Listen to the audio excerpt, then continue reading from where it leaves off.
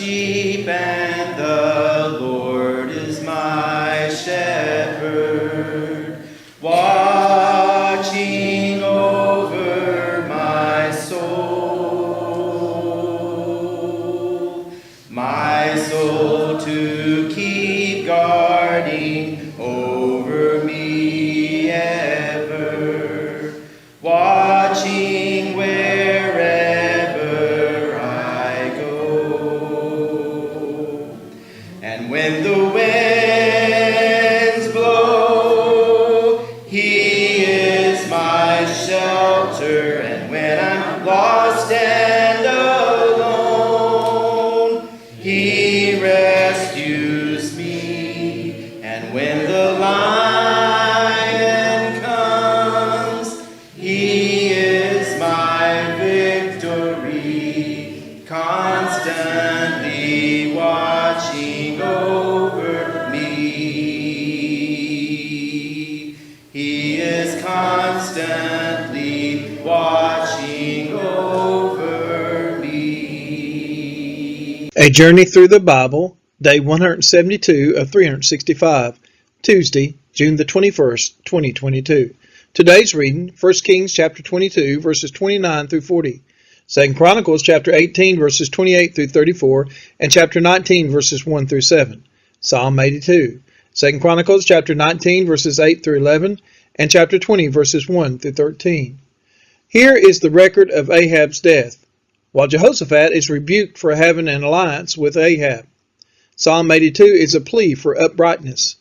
Today's reading closes with more of the reign of Jehoshaphat. 1 Kings chapter 22, verses 29 through 37. So the king of Israel and Jehoshaphat, the king of Judah, went up to Ramoth Gilead. And the king of Israel said to Jehoshaphat, I will disguise myself and go into battle, but you wear your robes. The king of Israel disguised himself and went into battle. Now the king of Syria had commanded the 32 captains of his chariots, fight with neither small nor great, but only with the king of Israel. And when the captains of the chariots saw Jehoshaphat, they said, It is surely the king of Israel. So they turned to fight against him. And Jehoshaphat cried out. And when the captains of the chariots saw that it was not the king of Israel, they turned back from pursuing him. But a certain man drew his bow at random and struck the king of Israel between the scale armor and the breastplate. Therefore he said to the driver of his chariot, Turn around and carry me out of the battle, for I am wounded. And the battle continued that day, and the king was propped up in his chariot facing the Syrians, until at evening he died. And the blood of the wound flowed into the bottom of the chariot. And about sunset a cry went through the army, every man to his city, and every man to his country. So the king died, and was brought to Samaria, and they buried the king in Samaria. 1 Kings chapter 22, verses 38 through 40. And they washed the chariot by the pool of Samaria, and the dogs licked up his blood, and the prostitutes washed themselves in it, according to the word of the Lord that he had spoken. Now the rest of the acts of Ahab, and all that he did, and the ivory house that he built, and all the cities that he built, are they not written in the book of the Chronicles of the kings of Israel? So Ahab slept with his fathers, and Ahaziah his son reigned in his place. 2 Chronicles chapter 18, verses 28 through 32. So the king of Israel and Jehoshaphat the king of Judah went up to Ramoth Gilead. And the king of Israel said to Jehoshaphat, I will disguise myself and go into battle, but you wear your robes. And the king of Israel disguised himself, and they went into battle. Now the king of Syria had commanded the captains of his chariots, fight with neither small nor great, but only with the king of Israel.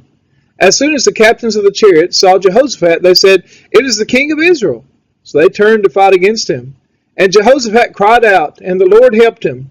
God drew them away from him. For as soon as the captains of the chariots saw that it was not the king of Israel, they turned back from pursuing him.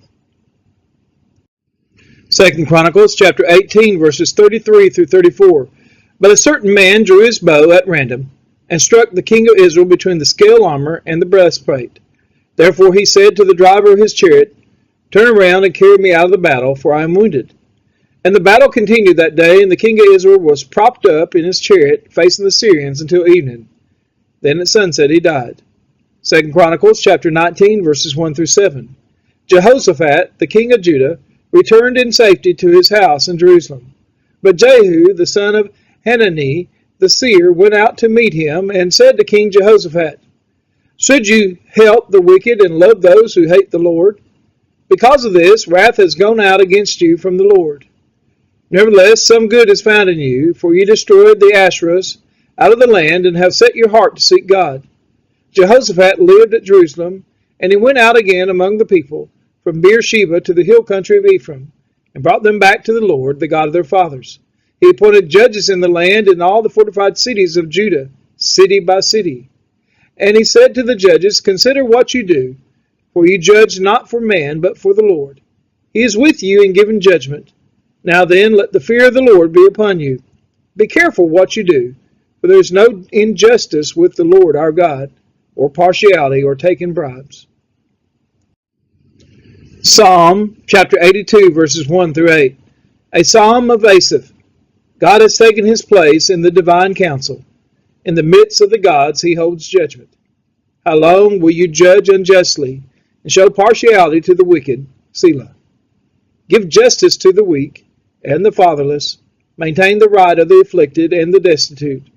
Rescue the weak and the needy. Deliver them from the hand of the wicked. They have neither knowledge nor understanding. They walk about in darkness. All the foundations of the earth are shaken. I said, "You are gods, Son of the Most High, all of you. Nevertheless, like men you shall die, and fall like any prince. Arise, O God, judge the earth, for you shall inherit all the nations." 2 Chronicles chapter 19, verses 8 through 11. Moreover, in Jerusalem Jehoshaphat appointed certain Levites and priests and heads of families of Israel to give judgment for the Lord and to decide disputed cases. They had their seat at Jerusalem. And he charged them, "Thus you shall do in the fear of the Lord, in faithfulness, and with your whole heart. Whenever a case comes to you from your brothers who live in their cities concerning bloodshed, law or commandment, statutes or rules, then you shall warn them, that they may not incur guilt before the Lord, and wrath may not come upon you and your brothers. Thus you shall do, and you will not incur guilt.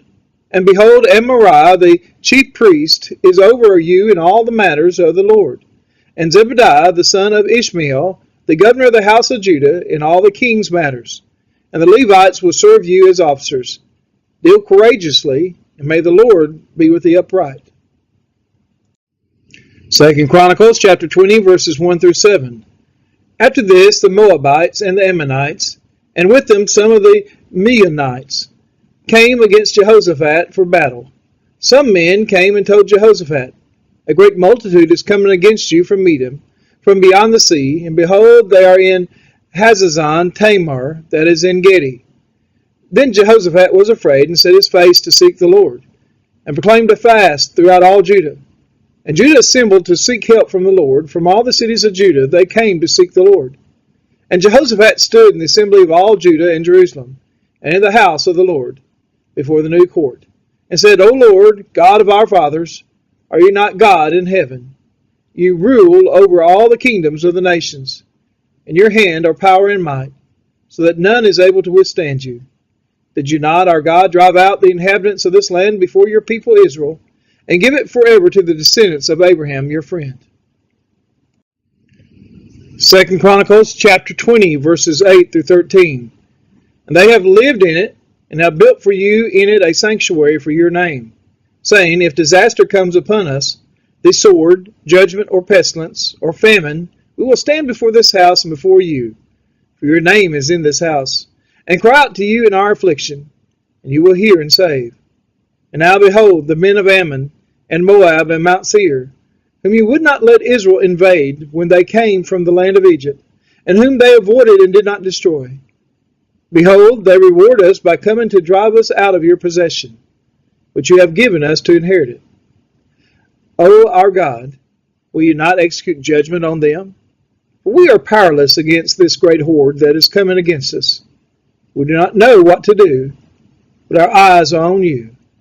Meanwhile, all Judah stood before the Lord with their little ones, their wives, and their children. We are his children, and he is our Father, watching over our souls.